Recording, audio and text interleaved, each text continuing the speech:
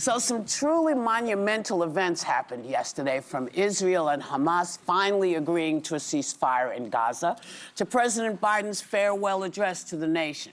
So joining us now from Washington, D.C. to take on these historic hot topics, please welcome ABC News Chief Global Affairs Correspondent, Martha Raddatz. Good morning, Martha. Good morning, Whoopi. Good morning, ladies. So after a 15-month war, Israel and Hamas have seemed to agree to a ceasefire deal. People were optimistic yesterday, but now we're hearing there may be setbacks because of a cabinet meeting in Israel, and it was delayed yesterday due to Hamas's demands. What is going on, really? What's happening? Well, Benjamin Netanyahu says there is some sort of snag. He said that Hamas is reneging on what they said they would do in this agreement. But I think the United States, John Kirby in particular, you know him from the White House, the communications director, he said these are just implementation details. So hopefully this agreement will go forward. We know it has been 15 months of horrific war after that horrific attack. Yes. Martha, it's true. I hope you can see me. So there are 33 hostages dead and alive that Hamas is expected to release, and there are 7 American hostages, with just 3 believed to still be alive. So what can you tell us about the status of the American hostages, and how will they be released? And they are all dual American-Israeli citizens who have been held this 15-month period. 7 hostages, those 3, as you said, expected to be alive. Sagi Dekel-Chen, 36 years old. They believe he will be released in this first phase. He is apparently injured in some way. And Keith Siegel, 65 years old, he will be released because he is older. The third one, Idan Alexander, he is a member of Israeli, or was a member of Israeli Defense Forces, so he would not be released in this first phase. It is women, children, and people who are injured or wounded. Well, Martha, the Biden negotiating team has been working on this deal for over a year, and it's remained elusive. Now, since Trump's victory, his negotiating team has been working hand in glove with Joe Biden's, which is pretty remarkable considering the political climate. Biden shrugged off a question yesterday about Trump being responsible for this deal as a joke, but Trump has certainly taken a stronger posture against Hamas. How much credit do you think the incoming president deserves for this deal? Well, there are certainly hostage families on the street in Tel Aviv who say it is Donald Trump who helped get this over the line. And they have been working hand in glove. You have to give the Biden administration props for everything they've done so far. There's been an enormous amount of shuttle diplomacy. But you heard President-elect Trump say there would be hell to pay if the hostages were not released, if there was not a ceasefire agreement before he took office. And that seems to have resonated over there. Whether it really put Hamas over the line, we don't know about that, but it did have some effect. And having those two administrations work together really did seem to make a difference. You heard President Biden say, "Oh, is that a joke? You think Donald Trump is completely responsible for this?" But they clearly had an effect of some sort. According to multiple news reports, a Hamas leader who negotiated this deal said in a speech that October 7th would forever be a source of pride. He promised it would happen again and expressed no regret for the destruction and suffering that their actions have inflicted on the Palestinian people.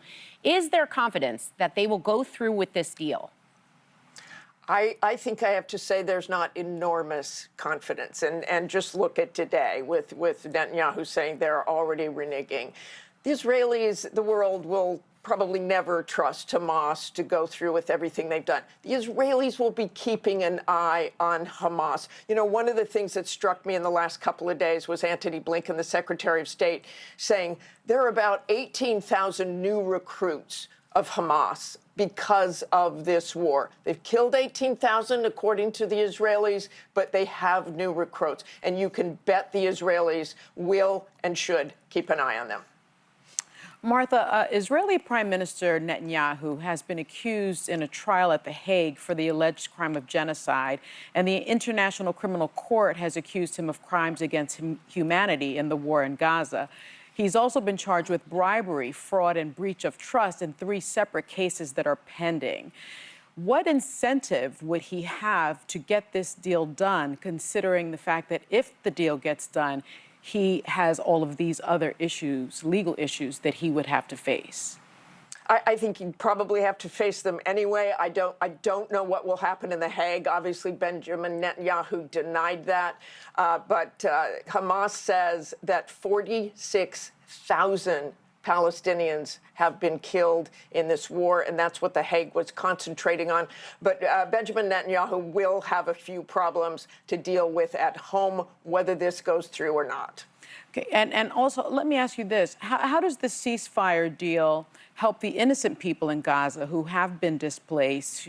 And will it lead to an end of the occupation in terms of will they be able to rebuild their homes? You know, 2.6 million people there, 90% of them have been displaced. And I think about those people going back home into Gaza, and what's left, there is not much. Now, there will be humanitarian aid going in if this ceasefire happens, about 600 trucks. But it'll be really hard for them to get anywhere. The roads are destroyed. The infrastructure is destroyed. I've seen it from the shore, just offshore of Gaza, and the destruction is extraordinary. Of course, I've also been in the kibbutzes where those horrific attacks took place. Do you have a question? Okay.